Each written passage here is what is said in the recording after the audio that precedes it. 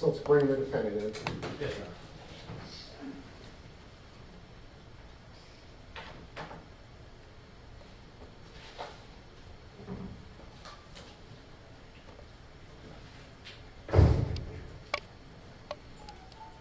Come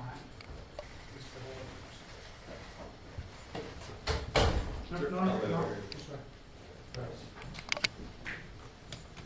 All right, so Mr. Kosowski's here. This is case 23-2935 CF. And the last hearing we had, the defendant indicated he wanted to represent himself. We had a Ferretti hearing, and that was obviously for pre-trial issues and for the trial. The court did find that the defendant was competent to waive counsel, and he was waiving his right to court-appointed counsel knowingly and intelligently. And I think the defendant also indicated that he wanted to waive counsel and a jury for the penalty phase if there was one. And then I indicated at the end that that was an issue that we could take up later. And that's because we have to have a Ferretti hearing at every critical stage. Obviously, the trial is a critical stage. The sentencing is a critical stage. So just so everyone understands, if the defendant still wants to represent himself, we are going to you have to qualify the jury, and then obviously we'll have the guilt phase. If it comes back not guilty or a lesser included, obviously we're not going to have a penalty. If it comes back guilty of murder in the first degree, we will have a penalty phase. At that point, which is the next critical stage after the trial, then we'll do a Ferretti hearing, see if the defendant still wants to represent himself for the sentencing hearing, and see if he really does want to waive the jury trial on the penalty phase. But those are issues that we'll take up after the trial. If I may, Your Honor? Yeah. Information came to light, I think, after the hearing, where I think it was Dr. Kosowski's intent to be questioned as to whether he wanted to waive the jury for the guilt phase as well. We didn't ask those questions, because I personally didn't think that was what was being asked of.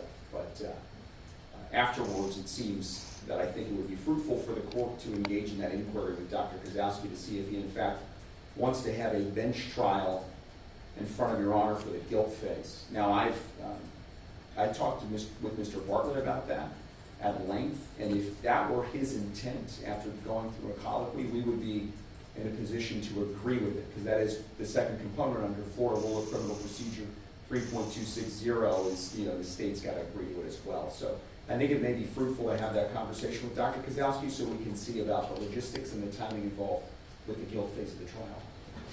All right.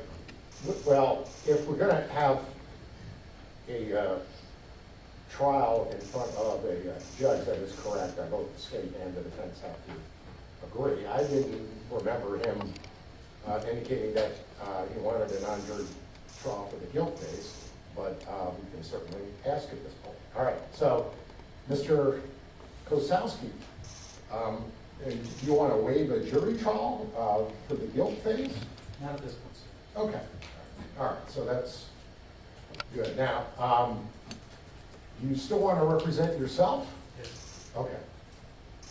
So, as I said, at every critical stage, we have to have a Ferretti hearing, and what's set for today are motions to declare that the death penalty is unconstitutional, or other motions regarding the death penalty. That could be a critical stage, because if I grant them, then obviously that's not something that you're going to have to deal with at all, and it's not going to be an issue for you. So we'll do kind of a mini Ferretti hearing just for today's hearings. I'm going to have to go over all the same questions and all the same answers in regard to the background and all of that. Let me just say this, that your defense counsel, both of them, are experts in the area of the death penalty. They filed numerous motions asking the court to exclude death as a possible penalty in this case. I think you indicated that there might be a couple of typos, and when they were cutting and pasting, there might be a couple of things that are not correct. But basically, to be honest, these are standard death penalty motions. And the advantage of going forward with those is that it preserves your right to argue them later. And if there is a change in the law on some of these things, then you can go ahead and argue them at that point that the law changes. Laws do change. The old adage, elections have consequences, and we have elections every 2 years, and Supreme Court members have a lifetime membership, so to speak, until they retire or are no longer available to be a Supreme Court justice. So there are changes. So just because the death penalty is constitutional now, and under certain facts, it's constitutional now, it may not be constitutional later. So if these things are argued, at least it preserves your right to bring them up later. You understand that? Yes, sir. All right. So obviously you're well educated. Obviously you have to be pretty bright to do what you've done, but I think you'll agree that if you're an expert on one area of medicine, it doesn't necessarily mean you're an expert on something else. If you're an expert medical doctor, it doesn't mean that you're an expert on death penalty law, right? Yes. All right, so you understand that that the lawyers who have been appointed for you are experts in the death penalty. They do these all the time. So that's kind of a tough way to make a living, but that's what they do. It's very hard work, and it's very specialized, and they have the specialty to do that, while many others, probably including you, don't. Do you understand that? I'm sorry, there were a lot of things that you said in that last statement. What specifically am I to understand? Well, do you understand that they're experts in death penalty law? Yes. You understand that maybe you're not? Yes. All right. So do you still want to represent yourself for today's hearing, which would be motions to exclude the death penalty in this case? Yes. Okay. And are you doing that freely and voluntarily? Yes. Is anyone threatening you or forcing you to do that? No, sir. Are you under the influence of alcohol, drugs, or any kind of medication right now? No, sir. All right, so I will find that you are competent to waive counsel, and you're waiving your right to court-appointed counsel knowingly and intelligently for this critical stage, which is all of the death penalty motions that we have today. All right. Anything else the state wants me to do in that regard? Just as it relates to the motions, I have not prepared any responses to those because I was told by prior counsel that those weren't the final copies to respond to, so I waited for the final copies to respond to. And then Dr. Kosowski had indicated next week that he did not want to argue those motions today. So to the extent that we're having an extensive, thorough argument today as it relates to those motions, I would be filing a response to all of them that they filed back in January. All right. All right, so now that you're representing yourself on these motions, what do you want to do about these motions, then, Mr. Kosowski? I move that we strike out them all. All right, are you going to file any additional motions or any modifications? Not as it relates to phase 2, but yes, I was hoping to set up a hearing in the next 2 weeks or so for additional motions. All right. So I was going to just briefly go over the recent case logs. There's been a lot of it, and it answers all these questions, at least by the Florida Supreme Court. For now, again, things can change, but got 4 recent cases that I'll go ahead and put on the record fairly quickly here. We've got McDowell versus State, that came out in July, 51, Florida Law Weekly, S-245A. And there is the issue of does having a recommendation of 8 jurors instead of 12 that would make the defendant death qualified violate either ex post facto law or Chapter 775.022. Because what happened here, I believe the date of the offense, so this was March 21 of 2023. The new law, made 8 is enough, came into effect on April 20 of 2023. So obviously, when the defendant allegedly committed the crime, the law was that you needed a recommendation of all 12, and then the law changed, then it's 8. Well, the Florida Supreme Court said that that does not violate ex post facto law or the aforementioned statute, that victim impact is not unconstitutional under Payne versus Tennessee in our statute, that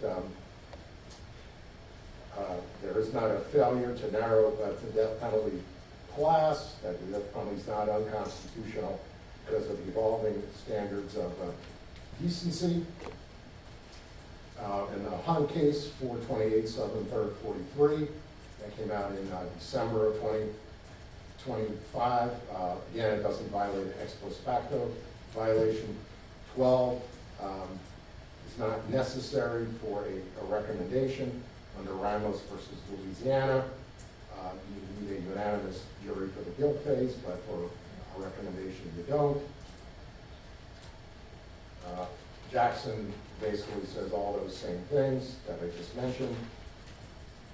430 Southern 3rd 64, that came out in December also. And then Roberts, the same thing. That's a 51 Florida Law Weekly S-187A. And then it's not cruel or unusual punishment. That's that Pasco case. And I really don't know how to pronounce OCCHICONA. That's gotten a lot of publicity lately. 51 Florida Law Weekly S-251A. All right, so anything else you want to say or argue about these death penalty motions? No, I would just say, can we please move to strike all 16 of Mr. Hernandez's motions? All right, well, we're not going to strike them there today. All right, and then what hearings do you want to have, or what motions do you want to have about the guilt phase? No. Okay, I thought you said you Oh, wanted I'm to. sorry, I apologize, the guilt phase. So, after we do some depositions, I would like to, possibly going to be filing a motion eliminating and a motion to suppress. Okay, we're going to have a whole lot of motions to suppress, but there could be another one. All right, so do we have depositions that are scheduled? So Dr. Kosowski filed, well, hey, actually it's not filed. His mother provided me with a motion to redepose some witnesses. He has to depose, I forget how many it was, but one of which had not been deposed, the rest of which had already been deposed. I provided the deposition transcripts to standby counsel, who then forwarded them to Dr. Kosowski. I don't think it's been filed on the record. I printed a copy out for everybody. I left Dr. Kosowski his copy. I don't think it's been filed yet. Maybe we want to inquire if he truly wants to file this motion to redepose some of the witnesses that have already been deposed, to see if there's good faith for him to have a redeposition on those witnesses. I have a copy to file if Dr. Kosowski wants it filed. It's not in the record yet because there's no e-filing service. It's just, this is the motion. Okay, so is it in the form of a motion, or is it like a letter? I don't know how to characterize it. It's seems to be something that maybe was written on a sort of AI sort of helping mechanism, but I think you could consider it as such. I'm prepared to argue it today. All right. If Dr. Kosowski wants it filed, I'll approach him to give it to you. All right, I don't know if you've seen it yet. Have you seen it? Yes, sir, I offered. Okay, you are. Okay. All right, so then, do you want to go forward with that? Yes. Okay. Oh, yeah, approach. All right, so the witness who hasn't been deposed yet, you don't have any objection to No, deposing I have no problem with that person? Okay.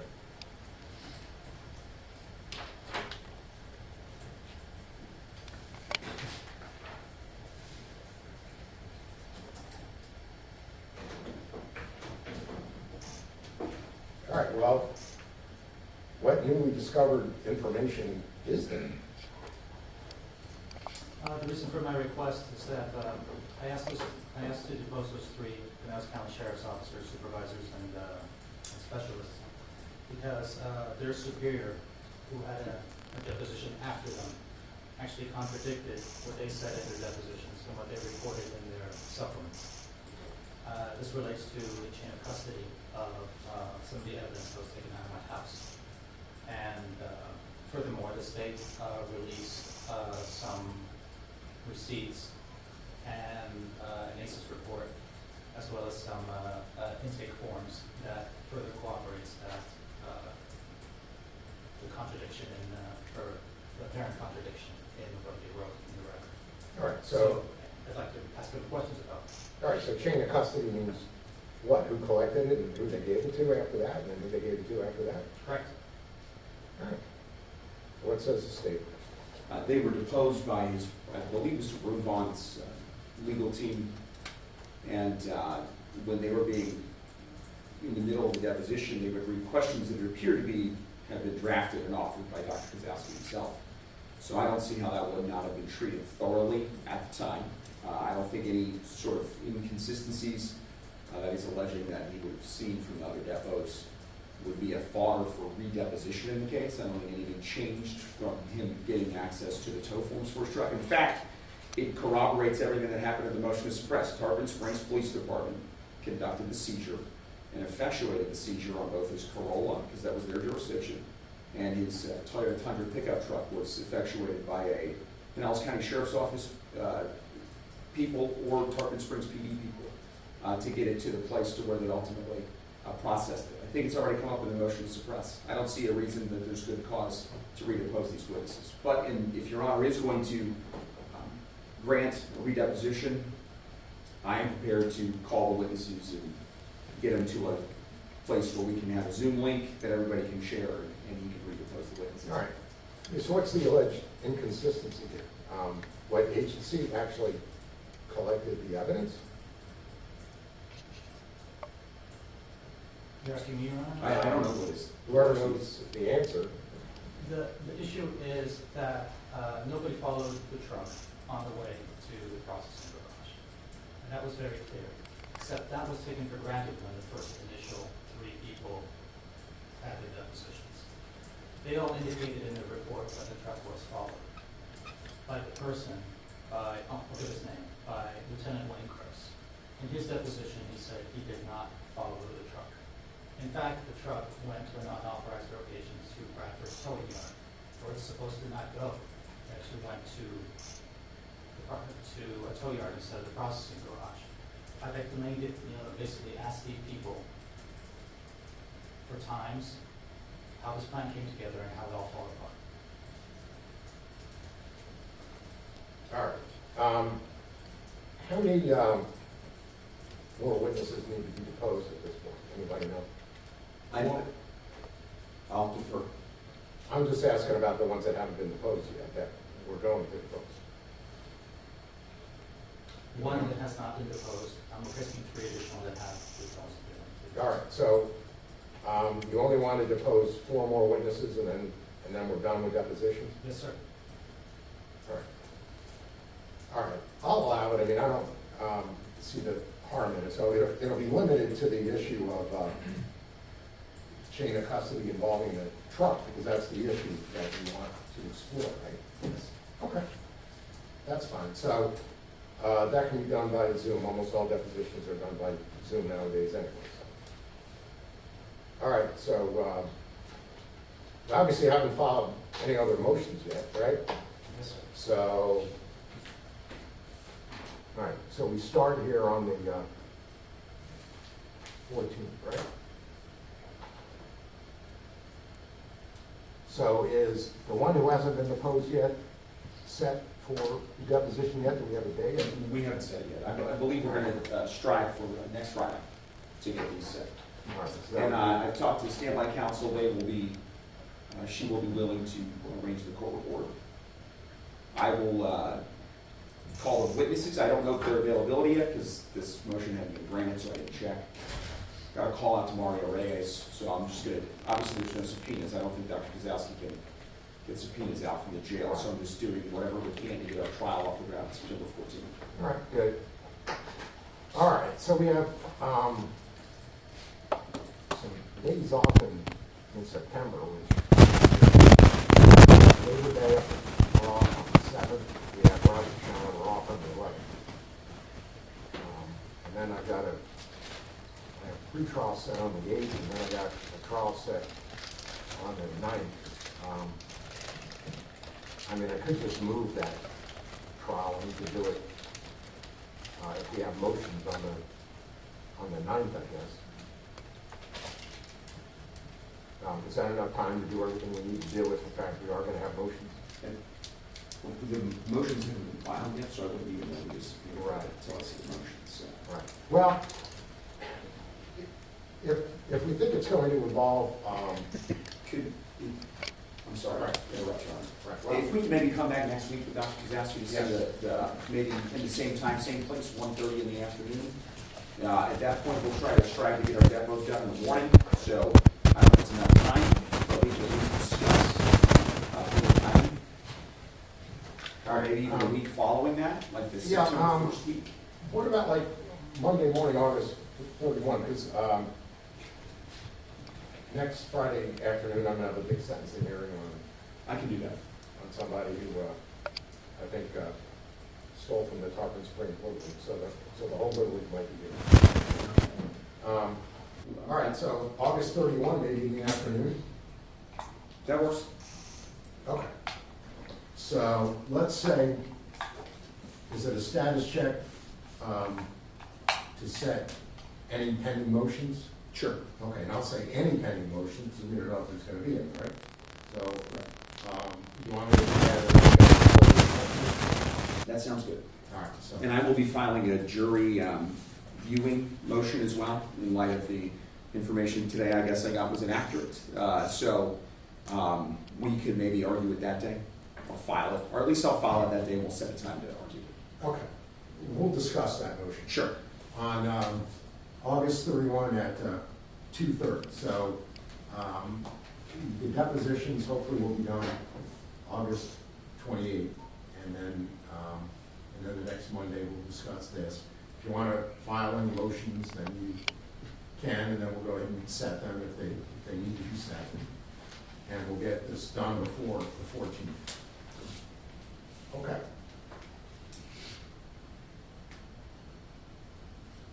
All right, anything else we need to talk about? I got two additional things. One is I filled a hard drive for Dr. Kosowski. The itemized list is 45 pages long in an AEDI that I filed. I can hand deliver, I've been informed I can't give him the hard drive here, so I will have someone turn it into his property, the hard drive, so you can have that. I do have the 45-page itemized list, there's no staples in it or anything.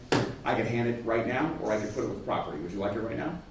I'm not right now. Okay. Recheck it All first. right, is that okay? or- Recheck it first. All right, so I think they have to take the staples out. Yeah, there's no staples in it.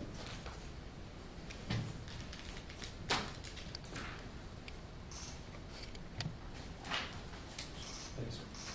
Okay, anything else, Mr.? I got one more thing. In order to issue a subpoena to Equifax, TransUnion, and Experian, I need a court order for that. This would be for Mr. Cozzi's credit reports. And my forensic accountant suggested that she would like one as close to the start of the trial as possible, just to be sure that her analysis is 100% accurate.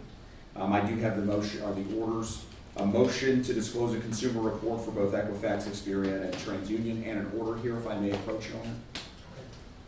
And that's to show that he's not really engaging in any financial transactions? Correct, that he hasn't got any loans or any financial transactions. All right, any objection? Sir? No, sir. Okay.